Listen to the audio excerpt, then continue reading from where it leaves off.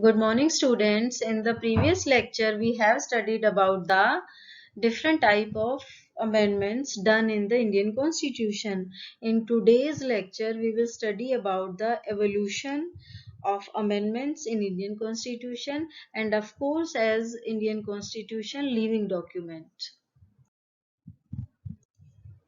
One thing that has had a long-lasting effect on the evolution of Indian Constitution is the theory of the basic structure of the Constitution. You know already that the judiciary advanced this theory in the famous case of Keshwanand Bharati.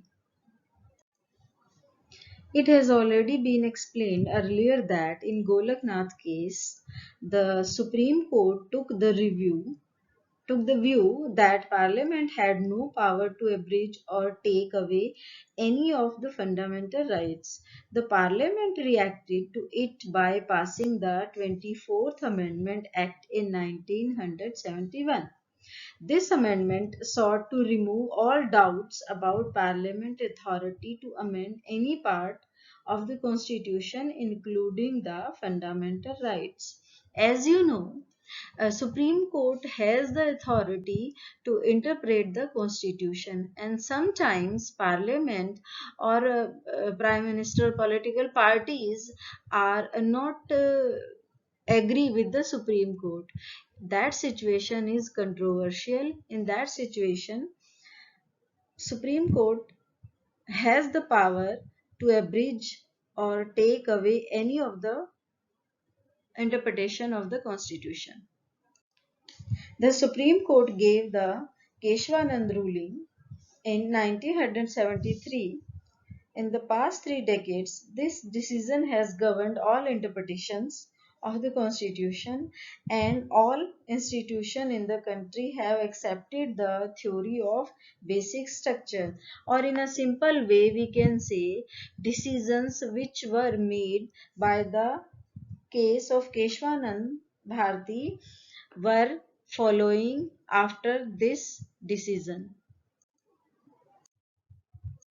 Now, evolution of the Constitution. In this, firstly, we will study Constitution as a living document. We have described our Constitution as a living document. What does that mean?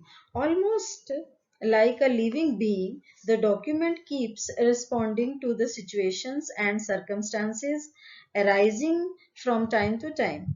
Like a living being, the Constitution responds to experience. In fact, that is the answer to the riddle we mentioned at the beginning about the durability of the Constitution. Even after so many changes in the society, the Constitution continues to work effectively because of this ability to dynamic, to be open to interpretations, and the ability to respond to the changes situation.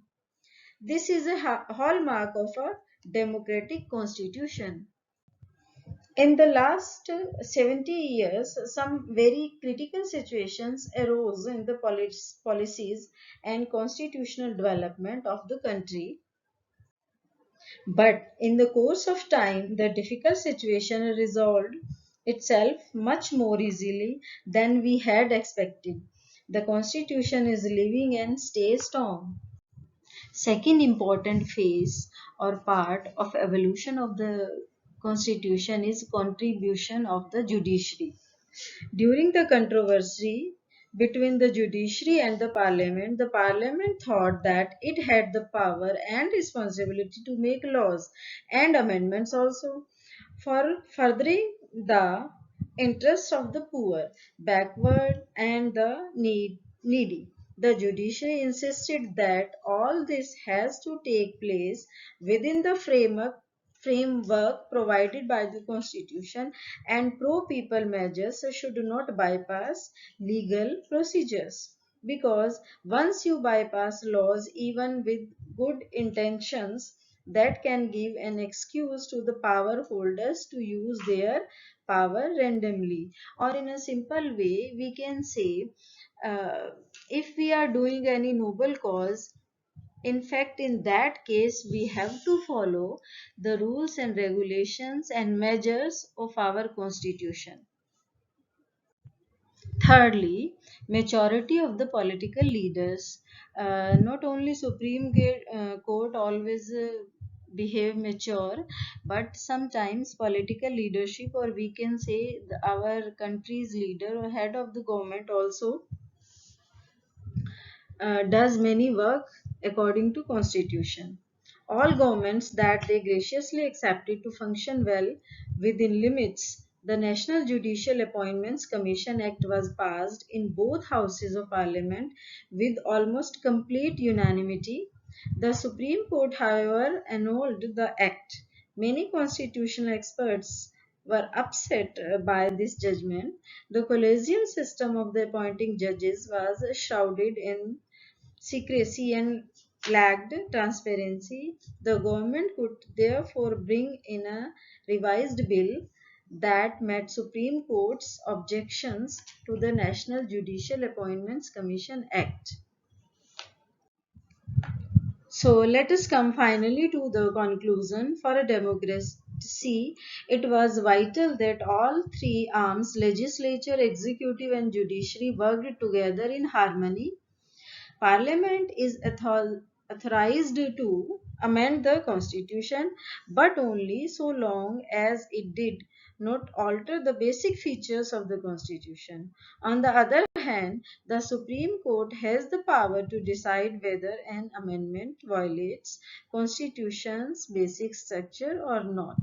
I hope all points are clear to you. Thank you and have a nice day.